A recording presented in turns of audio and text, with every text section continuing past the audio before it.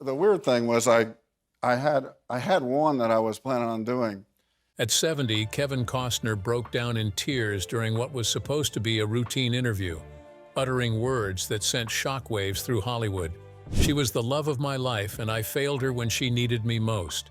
For decades, the Oscar-winning actor had guarded this secret, hiding a pain so deep it shaped every movie choice, every relationship, and every sleepless night. Now, facing his own mortality, Kevin is finally ready to reveal the identity of this mysterious woman who haunted his conscience for years. The truth will break your heart and change how you see this Hollywood legend forever. The confession that shocked Hollywood. The interview was supposed to be about Kevin Costner's latest Yellowstone season. But 30 minutes into the conversation with journalist Charlie Rose, something shifted. The normally composed actor's voice began to crack as he discussed his character John Dutton's relationship with his deceased wife. "Playing John made me realize something I'd been running from my whole life," Kevin said, his hands trembling slightly. "There was someone I loved more than any woman I ever married, and I let her down in the worst possible way." The room fell silent as Kevin struggled to compose himself. Rose, a veteran interviewer who had seen countless celebrities break down, later described this moment as unlike anything I'd witnessed in 40 years of journalism. Kevin's publicist immediately moved to end the interview, but Kevin waved him off. "No, it's time," he said firmly. "I'm 70 years old. I can't take this guilt to my grave." What followed was the most raw, unguarded confession in Hollywood history. Kevin spoke about a woman who had shaped every major decision of his career, whose memory had driven him to choose roles about sacrifice, family, and redemption. "Every movie I made, every character I played was me trying to be the man she deserved," he revealed through tears, "but I wasn't that man when it mattered most." The interview footage, initially intended for a light entertainment segment, became front-page news across every major outlet. Entertainment Tonight, Access Hollywood, and Variety all led with the story. Social media exploded with speculation about the mystery woman's identity. Was it a secret first love? A lost romantic relationship? The theories ranged from plausible to absurd, but Kevin's team remained silent. Industry friends who had known Kevin for decades were stunned. "In all the years I've known him, through 2 divorces and countless personal struggles, I've never seen him this vulnerable," said his longtime friend and frequent co-star Kevin Reynolds. "Whatever this is about, it's been eating at him for a very long time." The confession felt different from typical celebrity oversharing. This was a man unburdening his soul. The timing seemed significant, too. At 70, Kevin had been dealing with his own health scares and the recent end of his second marriage. Friends noticed he'd become more introspective, more focused on legacy and meaning rather than career achievements. "It's like he's been preparing to tell this story," observed one close confidant. "Like he knew he couldn't leave this world without finally being honest about whatever's been haunting him." The entertainment industry, known for its gossip and speculation, found itself unusually respectful in the aftermath of Kevin's breakdown.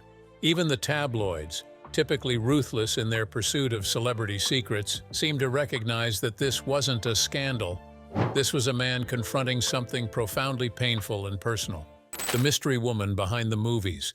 Film historians and longtime fans of Kevin Costner began to connect dots that had been hiding in plain sight for years.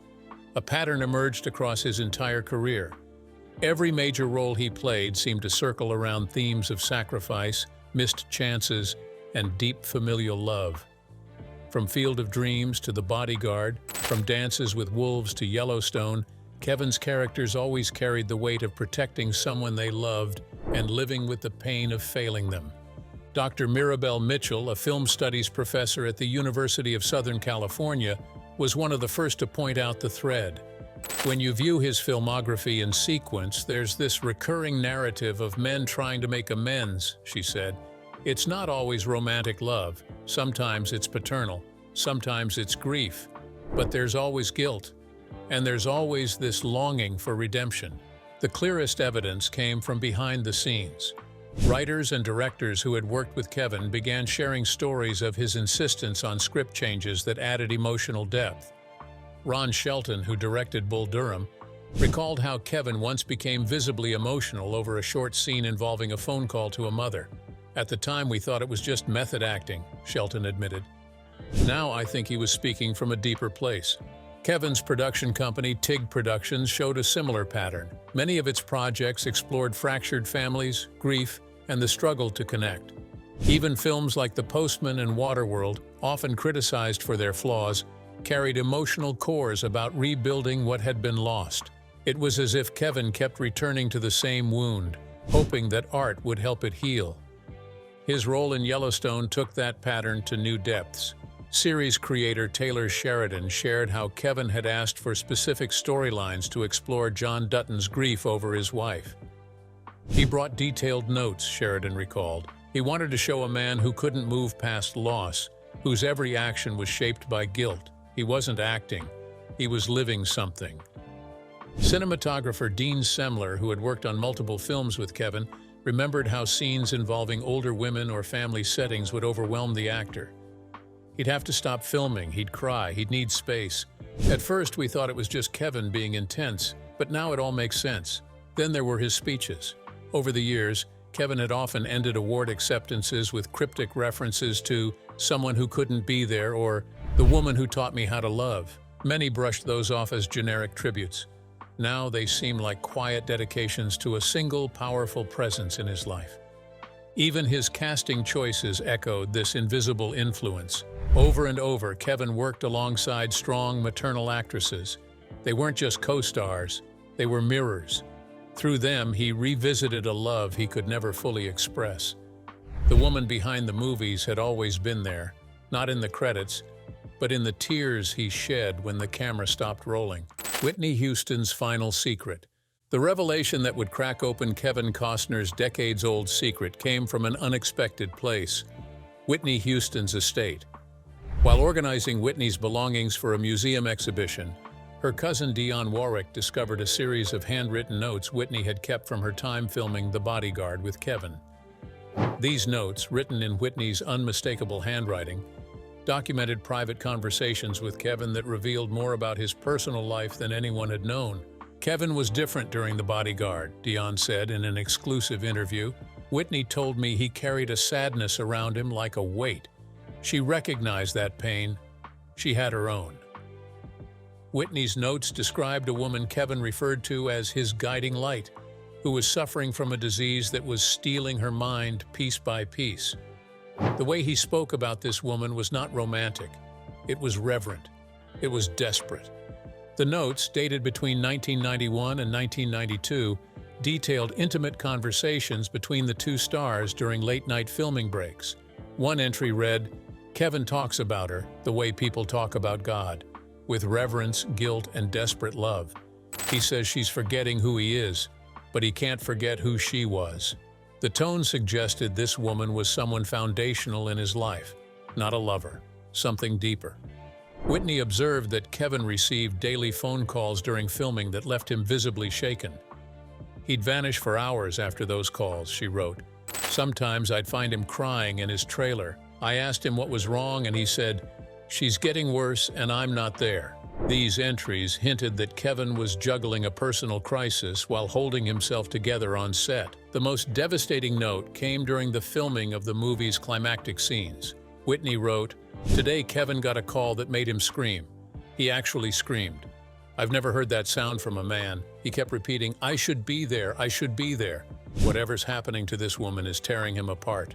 Whitney's notes also revealed that Kevin's performance in The Bodyguard had been shaped by this private grief. "He's not really protecting me in this film," she wrote. "He's protecting the memory of someone he couldn't save. Every scene where he saves my character, he's trying to save her." The final note, written after filming wrapped, captured the truth Whitney had quietly concluded. "I asked him who she was, this woman who has such a grip on his soul. He looked at me with broken eyes and said, 'She's the one who made me who I am, and I'm watching her forget she ever knew me.'" Whitney added, "I think it's his mother. It's the love of a son who feels he's failing the one person who matters most." Dionne believed Whitney would have wanted to share this now. "Whitney saw his pain," she said, "and his greatest performance wasn't on screen. It was being a son who tried to hold on while everything he loved faded away." The Lost Letters collection. The breakthrough in understanding Kevin Costner's emotional confession came when his former assistant, Maria Gonzalez, revealed the existence of what she called the letters.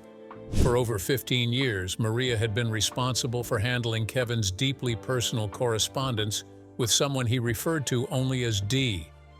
These letters were mailed weekly to a private nursing facility in Ventura County, California. The replies, written in increasingly unsteady handwriting, stopped arriving in early 2010. Mr. Costner wrote to her every single week, Maria said quietly. Sometimes it was just one page. Other times it was 10. He shared everything. His movie shoots, his children, his guilt. He wrote like she was the only one who truly knew his soul. The letters, Maria revealed, were for his mother, who had been slowly slipping away due to Alzheimer's disease.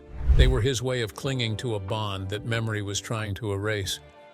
For years, Maria had kept the correspondence secret, honoring Kevin's privacy. But after his recent emotional breakdown and public confession, she believed the truth needed to be known. He's punished himself in silence for too long, she said. Maybe if people understood what he carried, they would see his silence was never apathy. It was grief. With Kevin's reluctant permission, Maria shared a few excerpts. One letter, dated from 2005 during the filming of The Guardian, read, "Dear Mom, I played a rescue swimmer today, someone who saves people from drowning. I keep thinking about how I couldn't save you from this disease. How I'm watching you drown in confusion and I can't throw you a line back to the shore. They say you asked for me yesterday but didn't recognize me when I called. I don't know which is worse." In 2007, he wrote, "I turned down 3 films this year so I could be near you, but when I visit, you stare at me like I'm someone else. When I'm away working, I feel guilty. When I'm home, I feel useless. I'm losing both of us." As her condition worsened and reading became impossible, Kevin still wrote. In 2009, he said, "They say you can't understand these anymore. Maybe you can't. Maybe I write these more for me now. But I need you to know. Everything I've done, everything good in me, is because of you." The final letter, dated March 15, 2010, was brief. "Mom, you died today. I was filming in Montana. I wasn't there to hold your hand. I wasn't there to say I love you one more time. I failed you again. I don't know how to live with this." Maria later revealed that Kevin continued to write letters long after his mother's death, letters that were never sent. "He couldn't stop," she whispered. "They were apologies, pleas, promises. It was like he thought love could still reach her if he just kept writing." Christine Baumgartner's discovery. The end of Kevin Costner's second marriage to Christine Baumgartner was far more tragic than the phrase "irreconcilable differences" suggested. According to those close to the couple, the turning point came when Christine discovered Kevin's hidden shrine to his late mother, a secret room that revealed just how deeply his unresolved grief had shaped their 18-year marriage. That discovery finally made sense of the emotional distance Christine had lived with for years, and why no amount of love could ever seem to reach him. The locked room, which Kevin had always told her was used for storage, was accessed by Christine during their separation in 2023. Inside, she found what she later described to friends as a museum to his mother's memory. There were preserved items like her perfume, glasses, and clothing, carefully arranged with photographs and journals where Kevin wrote daily letters filled with guilt and sorrow. There were also voice recordings of Kevin speaking to her memory, apologizing again and again for not being there during her final days battling Alzheimer's. "It wasn't another woman," said a friend of Christine. "It was a ghost. She was competing with the memory of Kevin's mother with his grief that never healed." That moment revealed everything Christine had suspected but couldn't fully explain. Kevin's silence, his absence, his habit of disappearing into work for long stretches, his need to portray characters drowning in regret and loss. Even more painful were the unsent letters Christine discovered among his journals. Letters addressed to her, written over the years, where Kevin expressed his regret for being emotionally distant. In those letters, he tried to apologize for not being the husband she needed, but couldn't bring himself to admit why. The reason was always locked away with his mother's belongings. Christine had tried year after year to urge Kevin toward therapy. Friends said she noticed his habit of making private phone calls to his mother's former caregivers and his long sessions of staring at old photographs. What began as tenderness turned into a quiet crisis. She was trying to build a life with a man who emotionally never left the past, said one confidant. The shrine even explained Kevin's film roles during their marriage. His obsession with stories about loss wasn't just artistic expression, it was self-therapy. Christine came to realize that he wasn't playing roles, he was living through them. In the end, Christine's decision to leave wasn't made in bitterness. It was made in resignation. She realized Kevin was more married to his grief than to her, a close friend said, and that's something she could never change. The Yellowstone parallel. The role of John Dutton in Yellowstone wasn't just a career move for Kevin Costner. It became a deeply personal reckoning with the guilt he had carried for years about putting work before family. Series creator Taylor Sheridan admitted that Kevin's portrayal of Dutton was so raw and real that it often blurred the line between performance and personal therapy. Kevin didn't just play John Dutton, Sheridan said. He became him. And John's grief over his late wife became Kevin's way of processing his own buried sorrow. The parallels between the actor and the character were almost too close. Both were powerful men who had sacrificed emotional closeness in exchange for success. Both were haunted by the feeling that they hadn't been present for the most important woman in their lives. Sheridan remembered how Kevin reacted after reading the pilot script. He called me and said, "This is me. I know this pain because I live it." Kevin's co-stars quickly recognized that something deeper was happening. During scenes where John remembered his wife Evelyn, Kevin's performance became almost too real. He wasn't acting in those moments, shared Kelly Riley, who plays Beth. You could tell he was accessing something personal. After some takes, he'd need a minute to recover. Wes Bentley, who plays Jamie, said Kevin asked for added scenes that delved into John's guilt over his wife's death. He wanted more lines where John admitted that no amount of success could erase his failures as a husband and father, Bentley said. It added a layer of humanity to the character, but it also felt like Kevin was speaking for himself. Writers revealed that some of the most intimate aspects of John Dutton's character came from Kevin's own suggestions. Kevin said John should keep his wife's belongings untouched, said co-writer John Linson. And he should talk to her memory often. Those weren't just ideas for the script. That was Kevin drawing from his own life. Kevin also shaped John's complicated dynamic with his children. He understood that when you haven't processed grief, it's hard to show love, Sheridan explained. John's silence, his protectiveness, his inability to connect, Kevin knew all of that because he had lived it. The role forced Kevin to admit how much he had used work to escape emotion. Playing John made me realize I'd been hiding in my career the same way John hides in ranching, Kevin admitted. Work was my way of not feeling the full weight of my loss. As the series progressed, cast members said Kevin changed. By season 3, he was accessing feelings he'd locked away, said Cole Hauser. It was like acting became his healing process. Yellowstone wasn't just a show for Kevin, it was a mirror. A way to explore the heartbreak of loving someone deeply and still failing them. And for Kevin, that journey was painful but necessary. The baseball field revelation. The emotional core of Kevin Costner's performance in Field of Dreams was far more personal than anyone realized. Released in 1989, the film told the story of a son seeking connection with a father long gone. For Kevin, it was not just a role. It was a reflection of the deep family guilt that would come to define much of his life. Director Phil Alden Robinson remembered Kevin's audition vividly. He read the line, "Do you want to have a catch?" and broke down crying, Robinson recalled.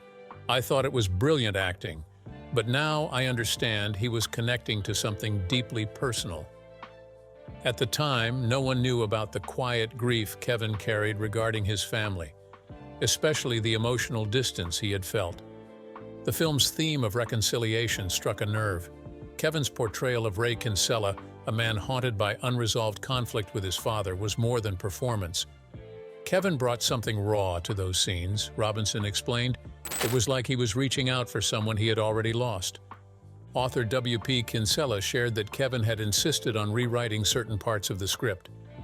Kevin didn't want Ray to just be curious about his father, he said. He wanted Ray to carry guilt, regret, to feel like he had failed to show up when it mattered. These script changes shifted the tone of the film and gave it the quiet emotional power that audiences still remember. The line, "If you build it, he will come," carried special meaning for Kevin. Amy Madigan, who played his wife in the film, said, "To Kevin, the field was not about baseball. It was about healing, about building space where forgiveness could finally show up." At the time of filming, Kevin himself was living the same inner conflict. He was rising fast in Hollywood but worried about drifting away from his family. Kevin was already being pulled in two directions, Robinson said, fame on one side, family on the other. The final scene, where Ray plays catch with his father's ghost, was not part of the original script. Kevin pushed hard for that moment, Robinson revealed. He told us, "Every son wants this scene. I want this scene." That moment would come to echo in Kevin's real life years later, not with his father but with his mother Dolores. Baseball advisors on set noticed Kevin's strange devotion to the field. He'd stay late after filming, said former MLB pitcher Frank Wills. He'd just throw balls alone like he was waiting for someone who wasn't there. After Field of Dreams, Kevin's roles often returned to the same emotional terrain: family, loss, redemption. That film had unlocked something in him. But while he was portraying those regrets on screen, he was also living them. Field of Dreams became both a masterpiece and a warning, a message to the world that Kevin himself could never quite escape. Hollywood's best-kept secret. For over 3 decades, Hollywood insiders protected Kevin Costner's most personal and painful secret. In an industry known for leaks, betrayals, and gossip, there was an unspoken agreement to shield Kevin from public scrutiny. But after his emotional public confession, those who had stood by him in silence began to speak. His grief was no longer hidden, and the truth behind his career decisions, absences, and emotional restraint was finally revealed. Casting director Marion Doherty, who worked closely with Kevin on multiple films, shared how deeply his mother's illness affected him. Kevin would disappear from set without explanation, she said. Directors would be frustrated, but then I'd get a quiet call from him. He'd say, "She's having a bad day. I need to be there." We started building extra time into the schedule just for him. Producer Lawrence Kasdan, who directed Kevin in Wyatt Earp and Silverado, recalled how Dolores's condition shaped Kevin's performances. His emotional energy was unpredictable, Kasdan admitted. Some days he couldn't reach the scene because he was so distracted. Other days he was so raw from grief that he would break down between takes. Kevin's co-stars also carried his secret. Susan Sarandon, who starred with him in Bull Durham, reflected on their unspoken understanding.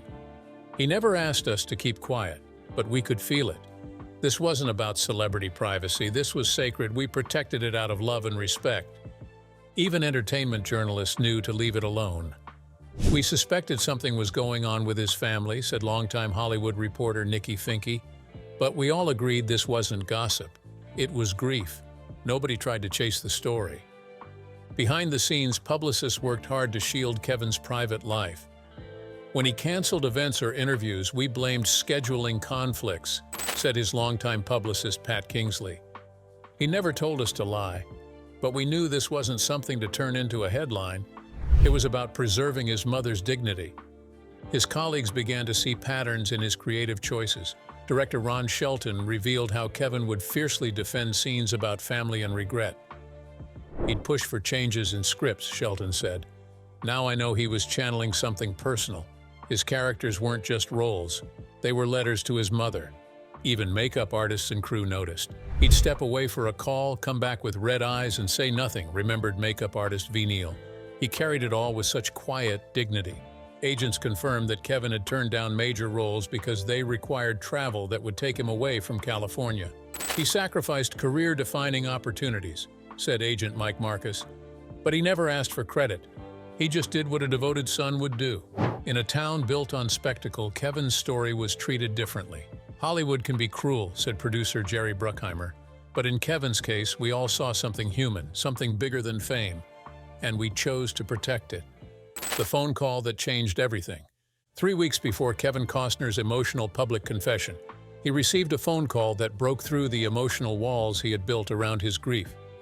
The call came from Dr. Elizabeth Warren, a neurologist from the memory care facility where his mother had spent her final years.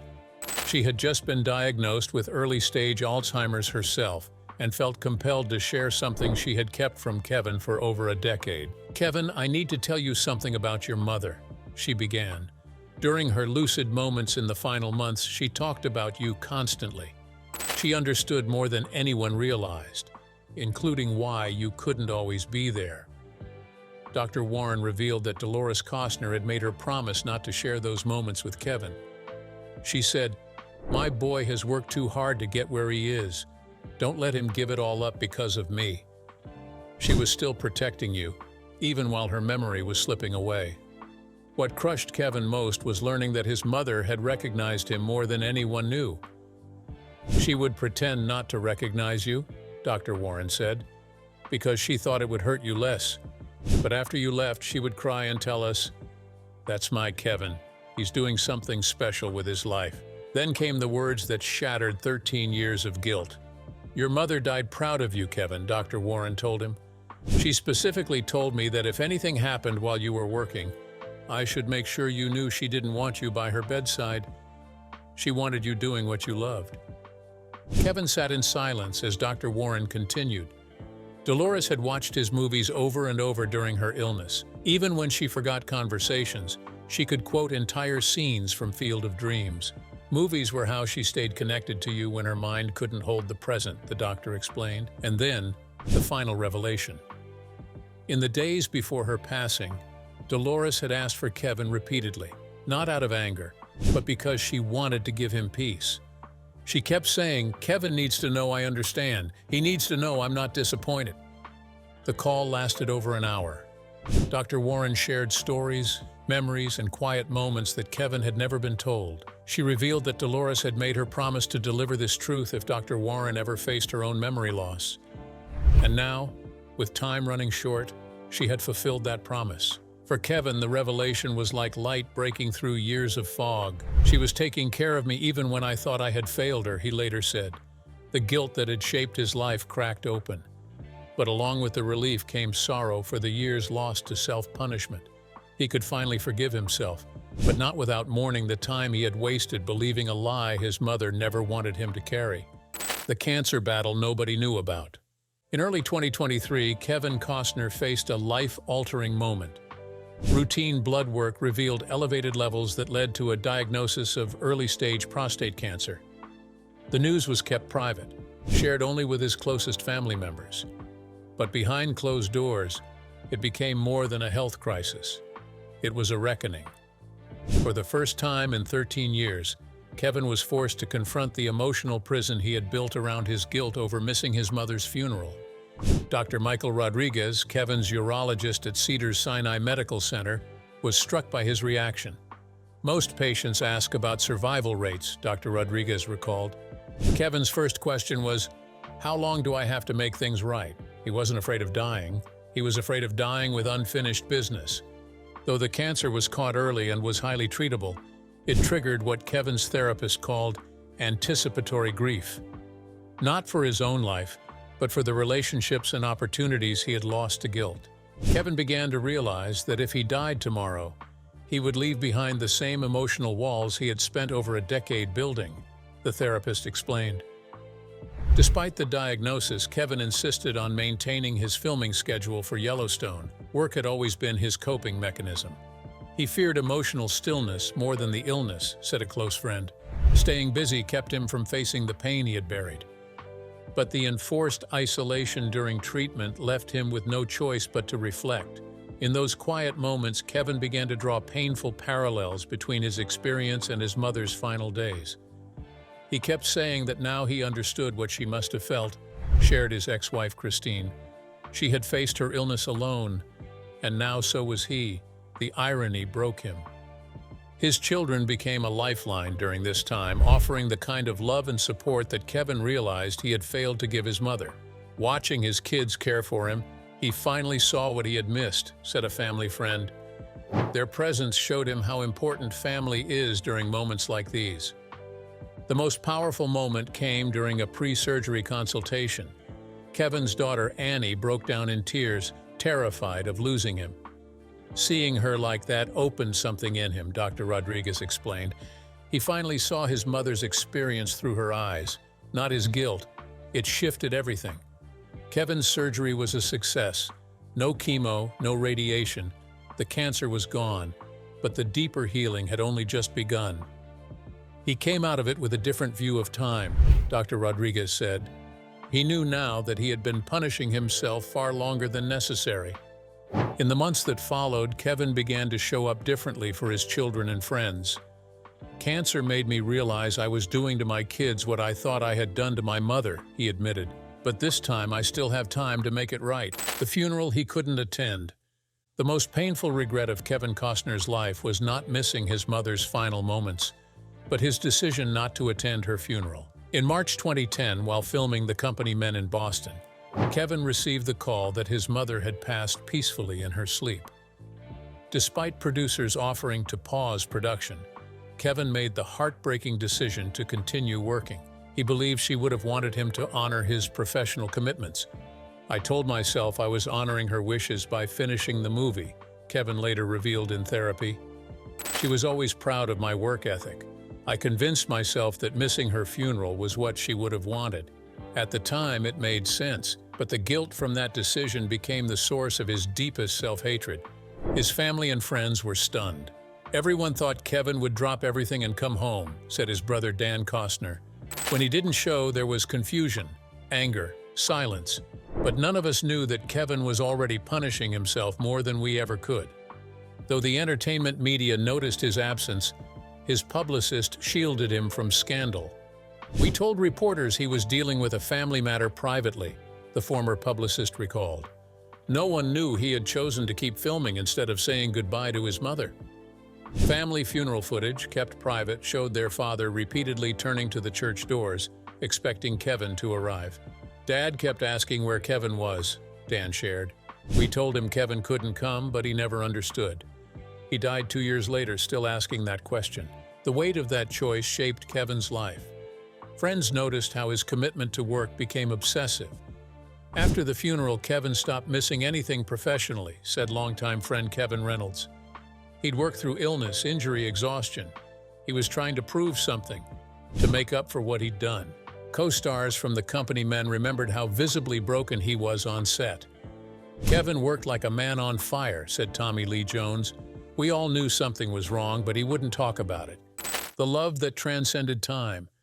The emotional revelation that Kevin Costner's greatest love was not a romantic partner, but his mother Dolores, stunned fans and redefined how the world viewed his career and personal life. At 70, Kevin finally understood that the deepest relationship he ever had was not with a co-star or a former wife, but with the woman who had shaped his soul. Dolores had supported his dreams, challenged his ego, and loved him with a quiet strength that never faded, even as Alzheimer's erased her memory and death eventually took her from him. In a quiet follow-up interview, Kevin said, "My mother wasn't just the woman who raised me. She was my compass, my backbone, my fiercest critic, and my softest place to land. Every choice I made was with her in mind." He admitted that while that love gave him strength, it also became a kind of shadow over his relationships. Dr. Jennifer Walsh, Kevin's longtime therapist, explained that Dolores had filled multiple emotional roles in Kevin's life. Kevin's father was present but distant. Dolores was the emotional center of his world. That type of bond creates expectations that are hard to transfer into adult relationships, she said. He searched for her spirit in every partner, but no one else could be her. This explained much of Kevin's romantic history. His relationships were often with strong, nurturing women, but none lasted. He was looking for the same kind of unwavering support and safety he had with his mother, Dr. Walsh said, but no relationship could match the emotional depth and devotion Dolores had offered him. Even his most iconic movie roles now carry new meaning. From Field of Dreams to The Bodyguard, Kevin often portrayed characters defined by loyalty, sacrifice, and protection. He wasn't just playing heroes, said film critic David Thompson. He was trying to become the kind of man his mother raised him to be. Yet for years, Kevin carried a burden of guilt over Dolores' illness and death. He focused so much on what he couldn't do for her near the end, Dr. Walsh explained, that he couldn't see all the ways he had honored her in life. His work, his values, his legacy. That was Dolores living through him. Speaking publicly about his mother was not just therapeutic, it was transformational. "She deserved more than my silence," Kevin said. "She was my muse, my reason, and yes, the love of my life." His confession touched millions, particularly those caring for aging parents or grieving complex family relationships. Kevin reminded people that the purest love is not always romantic, Dr. Walsh reflected. It's sometimes the one we take for granted until it's gone. At 70, Kevin Costner is no longer chasing perfection. He is embracing truth. "She loved me completely," he said, "and I'm finally learning to live in a way that reflects that love instead of being broken by guilt." Kevin Costner's revelation about his mother being the love of his life reminds us that the most profound relationships aren't always romantic. At 70, his courage to share this deeply personal story has given millions permission to honor their own complex family bonds without shame. Sometimes the greatest love stories are about the people who shape us from birth, who believe in us when no one else will, and whose influence continues long after they're gone.